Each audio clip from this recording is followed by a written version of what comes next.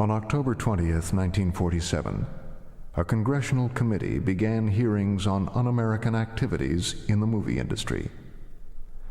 People with unpopular political opinions were accused of subversion and lost their jobs. They were blacklisted. From Hollywood, the blacklist spread to businesses and universities, institutions and communities across the country. Thousands became the targets of denunciations, suspicion, and fear. This is the story of one man and his family, and their life under the blacklist for 15 years.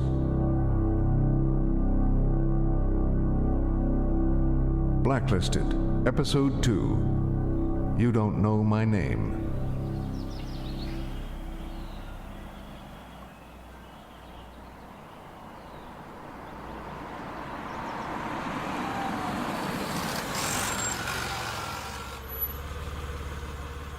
Office of the Director, FBI. Early on the morning of April 8th in 1948, special agents from the Los Angeles Bureau drove past 3780 Mound View Avenue on spot surveillance. A car registered to the subject, Gordon Kahn, was seen parked in a small driveway that adjoins the home. According to a reliable informant, Kahn has been working here on a book attacking the House Un-American Activities Committee. Kahn has been identified as a member of the Communist Party in Hollywood. Since he'd sold our home in Beverly Hills and moved us to Studio City, my father Gordon had worked day and night on Hollywood on Trial. His inside story of the 2 weeks of House Un-American Activities Committee hearings under Chairman J. Parnell Thomas that had torn the movie industry apart the previous fall. Are you a member of the Communist Party? Or have you ever been a member of the Communist Party? It's unfortunate and tragic that I have to teach this committee the basic principles of Americanism. That's not the question. In October of 1947, the committee had subpoenaed 19 screenwriters and directors suspected of being members of the Communist Party. Before it adjourned, it held 10 of them in contempt for refusing to tell the committee if they belonged.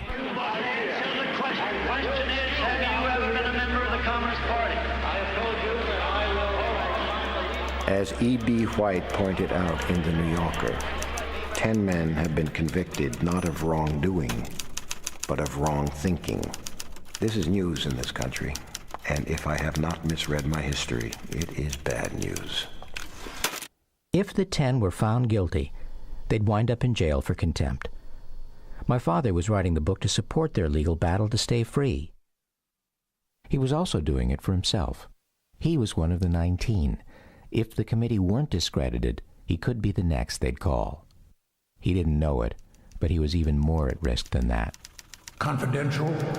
Be advised that a security index card has been prepared at the Bureau captioned Kahn, Gordon, Naturalized Communist, Bureau File 100-308745. Kahn is 5 feet 2 inches, 120 pounds, wears a monocle and a goatee. As I learned years later when I read my father's FBI files, J. Edgar Hoover had put him on the FBI's Confidential Security Index. In a national emergency, Hoover could send my father to one of a series of detention camps, secretly approved and financed under the Truman administration. The card maintained on this individual has been tabbed dangerous. The Los Angeles field office is advised to make sure that surveillance of Kahn is vigorous and thorough. Since the hearings the previous October, my father had been on an unofficial movie industry blacklist.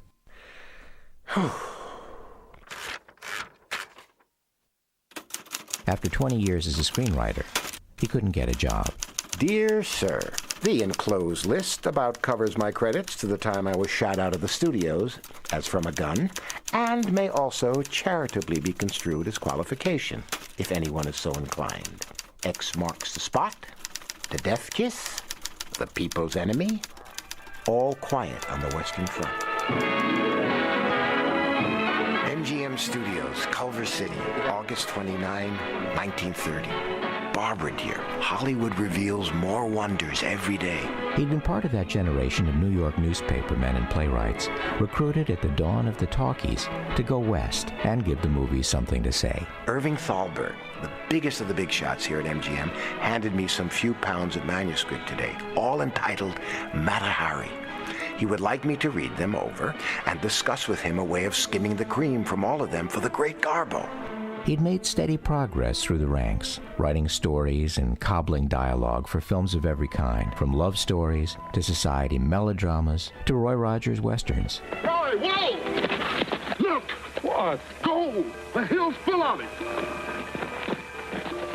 What do you think, Trigger? Huh? Moving from studio to studio and contract to contract, like another of his characters, Tarzan, swung across the jungle, vine to vine. Anyhow, if they're not getting quality out of me, they're getting speed.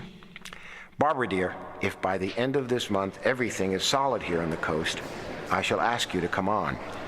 Then you can remain in California until June. Then, of course, if you still want me, we shall be married. He'd met Mother 3 years before when she was a school teacher in New Hampshire. On Valentine's Day, 1931, she joined him in Hollywood, and they married at the beginning of May.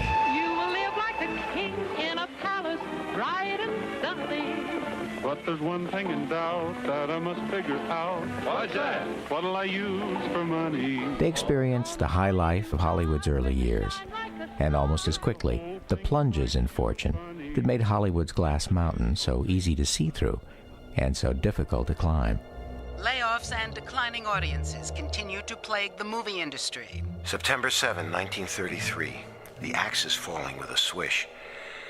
The word is that 10 more writers are slated to be gone by Saturday, and the rest will be kept on without a contract from week to week. I knew there was something drastic going to happen when I listened to Louis B. Mayer's economy speech last week. I'm very nervous about it all, but I'm hoping and standing on my record. Until then, Gordon had believed that hard work and talent would guarantee security and success.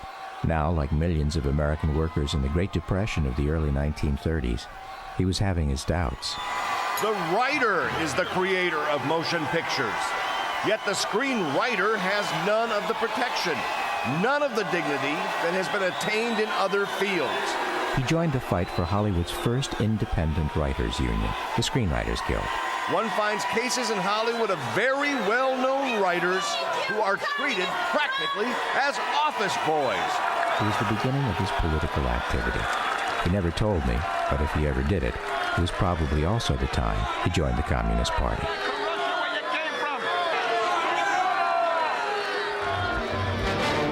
Now, 10 years later, the fear of communism was far worse. Somewhere in Korea, the Mustangs are on the move, and down they go to blast communist installations. With the rise of communism in China and the Soviet blockade of Berlin, the hunt for American communists as spies and their dismissal as foreign agents had become politically popular. Even the Screenwriters Guild had joined in the search, dismissing some of the very people who had founded it, whatever the cost. The Guild Board believes that all participants in the international communist conspiracy should be exposed for what they are, enemies of our country and our form of government, and hereby authorizes its board to turn over to House Un-American Activities Committee investigators all previously confidential union meeting records.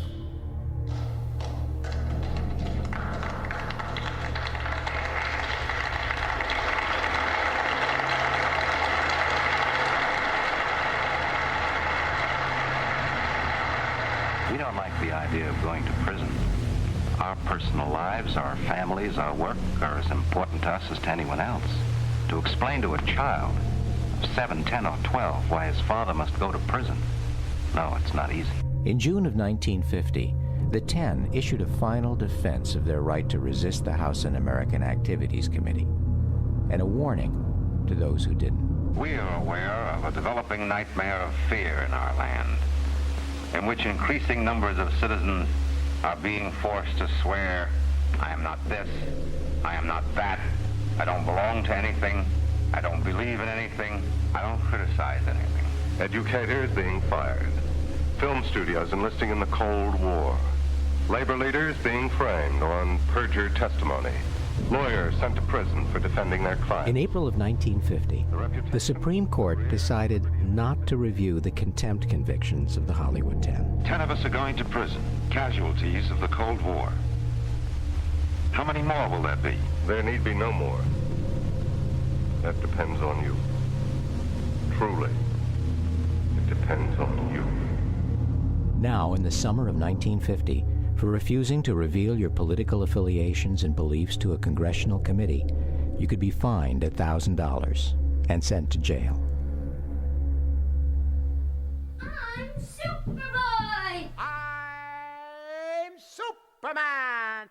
A month earlier, Mother had gone back east for hip surgery. While she recuperated at her father's home in New Hampshire, my older brother Jim and I had Gordon to ourselves. It was a topsy-turvy time. I didn't understand anything about politics, but I knew my father didn't go to work anymore, and unlike other fathers, was home all the time. He played games with us. He let us take turns sleeping with him at night. He let me stay home from kindergarten once or twice because my temperature was normal. He seemed to want us near him all the time.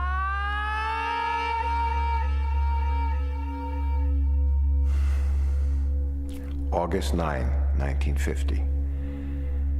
Barbara, darling, there is no doubt I am the next victim of whatever move is made by the authorities.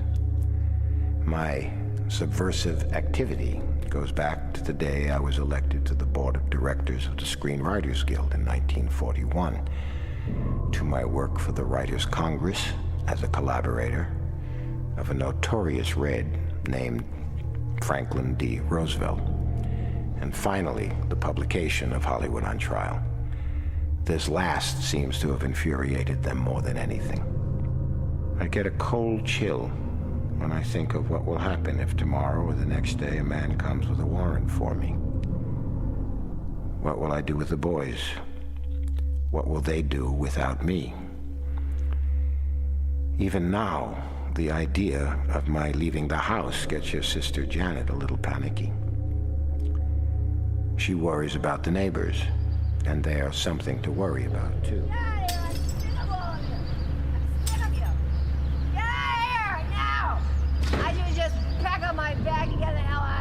We were separated from our neighbors by a rotting wooden fence covered in ivy.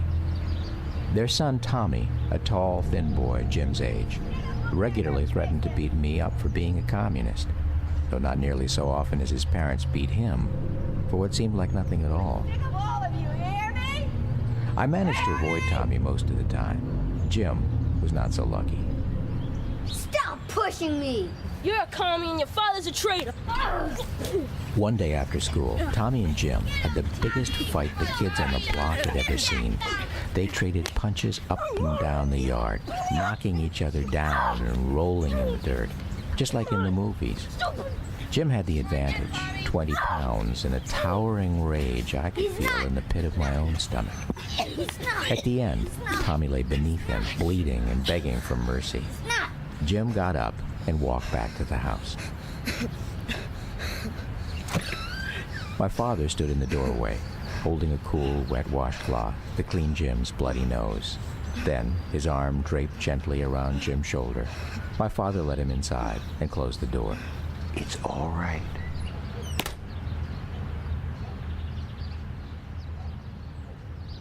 It was a moment I'll never forget, and one Jim never remembered.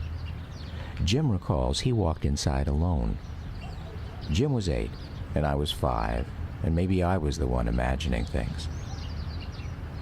Even though I can still see my father there in the doorway, it's possible I saw a ghost, a lingering image of a man who had already disappeared.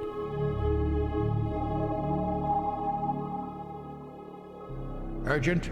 The Los Angeles office has advised that Khan was issued a tourist card on August 14 for a 6-month trip to Mexico. The same day, subject contacted his bank in Hollywood and withdrew $2,000.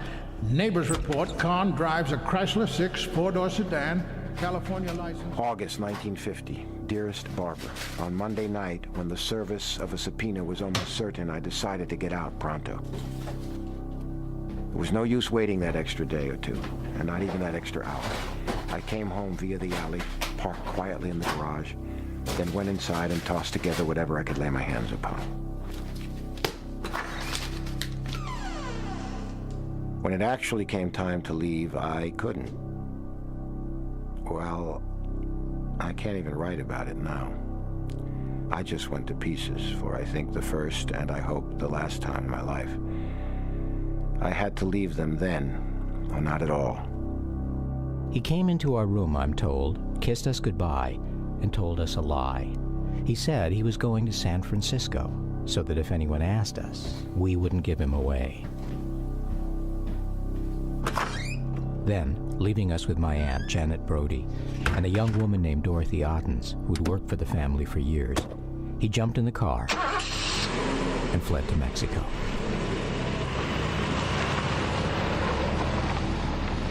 I can't find the words to tell you how miserable I feel that things have come to such a pass. I keep seeing their faces and yours, darling, every mile of the trip. But I'll see you all and hold you all in my arms very soon. And don't worry, things ahead should work out for us. I think we have it coming. Be on the lookout for one Gordon Kahn, Jewish, 5 feet 1 inch, 125 pounds, a facial resemblance similar to that of Lenin.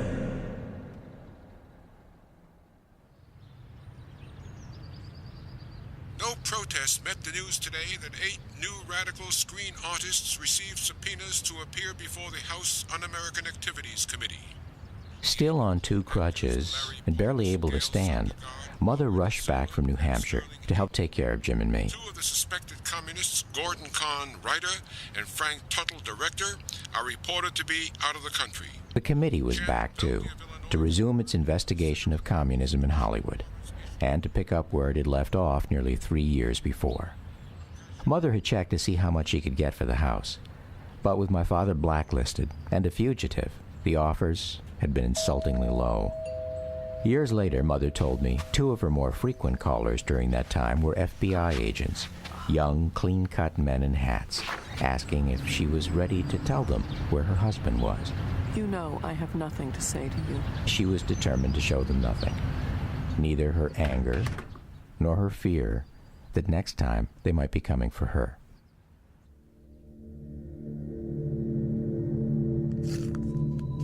Certain the line was tapped, Gordon and Mother didn't call each other on the phone. Even letters were kept to a minimum and mailed through third parties in Mexico and the United States.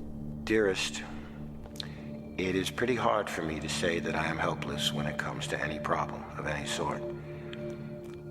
I have always managed to solve them and straighten things out, and I shall yet out of this difficulty.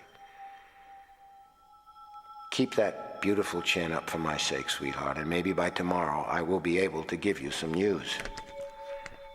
Until then, precious, think of me and love me just as I love you, which I'm telling you is a whole lot more than anybody can imagine.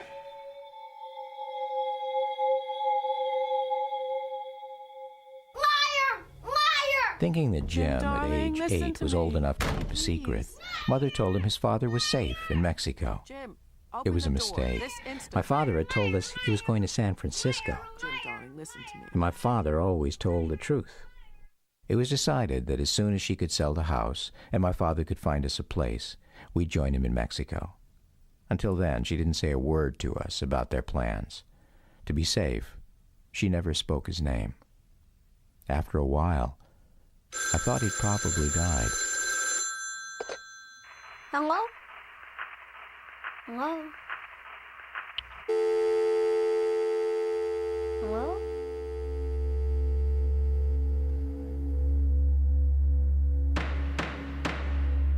Mr. Chairman, I'd like to call Mr. Larry Parks.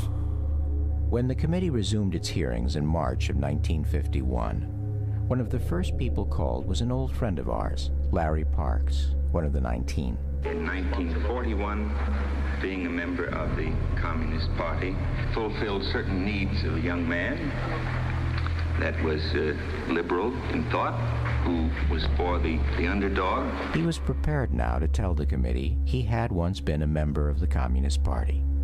He learned that was no longer enough. Are you acquainted with Karen Morley? I am. Is she a member of the Communist Party? Counsel, I would prefer if you will allow me not to mention other people's names. Oh, so when we're drafting men to fight communist aggression overseas, you feel that it is not your duty as an American citizen to give the committee the benefit of what knowledge you might have?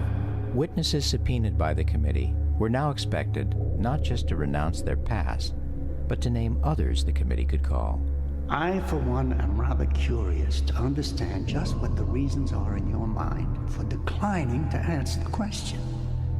Now, you say you would readily give information concerning a man you have knowledge has committed murder. Wouldn't you also give information to the proper authorities of a man you knew or a woman you knew or believed to be working to overthrow our government by force and violence? I think that there is a difference, Congressman. There's a difference between people who would harm our country and people like myself who, as I feel, did nothing wrong at the time. You see what it says, Jim? Can you read it? Look. That spring, Mother called Jim and me into a room early one morning and gave us each a silver coin. Mexico. We were going to Mexico soon, she told us, and with this money, called pesos, we could buy ourselves new toys. I asked her if Mexicans spoke English. She said I shouldn't worry, I'd be speaking Spanish in no time. Did they at least laugh like other people, I wanted to know? Yes, she said, like people everywhere on Earth. Now, go and play.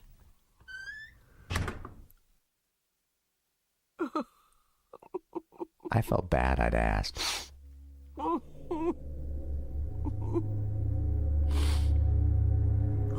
Mr. Parks, I direct you to answer the question. Who were the members of the Communist Party cell to which you were assigned during the period from 1941 until 1945? Mr. Chairman, I have two boys. One 13 months, one 2 weeks. Is this the kind of heritage that I must hand down to them? Don't present me with the choice of either being in contempt of this committee and going to jail, or forcing me to crawl through the mud to be an informer. I beg you not to force me to do this.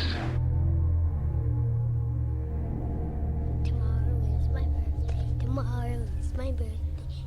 On my last day at school that April, my first grade class celebrated my 6th birthday a little early. And as a special treat, I got to have recess with the older kids. We played dodgeball. I'd never been very good at getting out of the way of the ball, but that day, I was exceptional.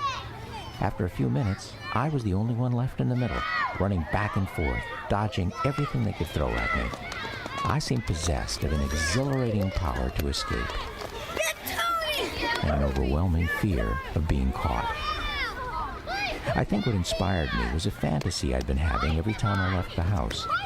I'm walking down the street when the police sweep me up, take me to the station, and put me under a strong light. I don't know what I've done wrong, but to make them like me, I eagerly tell them everything they want to know. Years later, Jim told me he'd had a recurring fantasy too. He's cornered by a semicircle of G-men, their hats pulled low over their faces, looking exactly like the criminals they chase. He looks back at them, angry, frightened, and silent, as they empty their guns into him.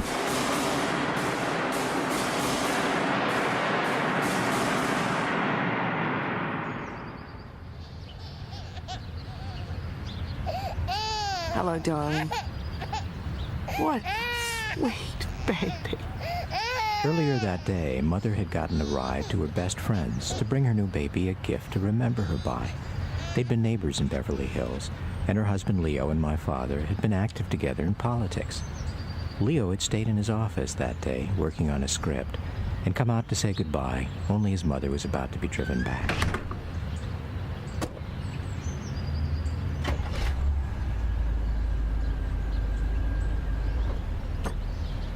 You don't know Barbara, do you?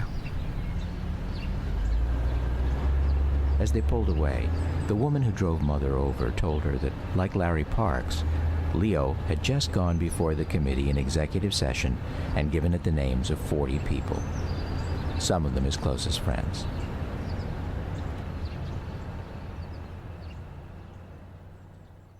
Tony? To Chief Division of Security, leaving. Department of State, to Legal Attaché, Mexico City, to Director, CIA. Gentlemen, it appears without doubt that Khan is in Mexico at this time. A reliable informant reports that his son stated at school that the subject is in Mexico as he does not like the United States, adding that the family was also moving there to join him. We shall appreciate being apprised of any information which may come to your attention in the future concerning these individuals. Gordon Khan, Barbara Khan, Tony? James Khan, Anthony Khan, Janet Brody, and that such information be regarded as strictly confidential and not furnished to anyone outside your service. Sincerely, J. Edgar Hoover, Director, FBI.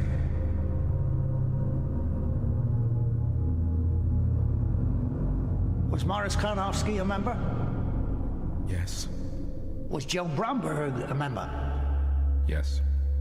Sam Rawson? Yes. Lee Cobb? Yes. Thank you, Mr. Parks. We appreciate your cooperation.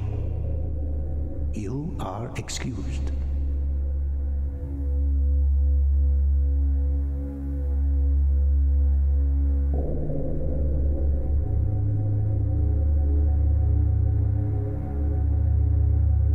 Blacklisted, Episode 2, You Don't Know My Name, was performed by Ron Liebman as Gordon Khan, Stockard Channing as Barbara Khan, Carol O'Connor as J. Edgar Hoover, and Tony Khan as the narrator.